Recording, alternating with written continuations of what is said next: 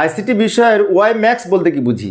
তো Y max হচ্ছে একটি এই ওয়্যারলেস হটস্পট প্রযুক্তি থেকে যে সংজ্ঞাটা লিখতে পারি, আগে আমরা পূর্ণরূপ লিখে নিই। ওয়াই ম্যাক্সের পূর্ণরূপ হলো world wide interoperability for microwave access.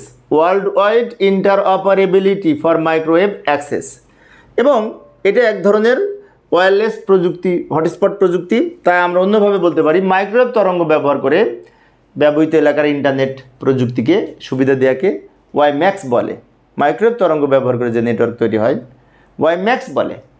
এখন ওয়াই ম্যাক্স সম্পর্কে আমরা আরও কিছু বৈশিষ্ট্য জানব। তো বৈশিষ্ট্যগুলো আমি একবারে লিখে দিলাম, লক্ষ্য করি। একই সাথে তারযুক্ত এবং তারবিহীন উভয় সুবিধা পাওয়া যায় ওয়াই ম্যাক্সের মাধ্যমে। এর কাভারেজ এরিয়া 50 কিলোমিটার পর্যন্ত বিস্তৃত হয়েছে। 50 কিলোমিটার পর্যন্ত, কম না কিন্তু, বিস্তৃত থাকে।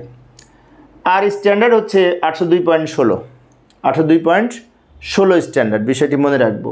এবং ওয়াই ম্যান ব্যবহার করে, ওয়্যারলেস মেট্রোপলিটন এরিয়া নেটওয়ার্ক ব্যবহার করে, ওয়াই ম্যান মানে ওয়্যারলেস মেট্রোপলিটন এরিয়া নেটওয়ার্ক ব্যবহার করে এই ওয়াই ম্যাক্স তৈরি করা হয়। ওয়াই ম্যাক্সের ব্যান্ডউইথ হচ্ছে এই 80 MBPS থেকে 1 GBPS পর্যন্ত, 80 MBPS থেকে 1 GBPS পর্যন্ত।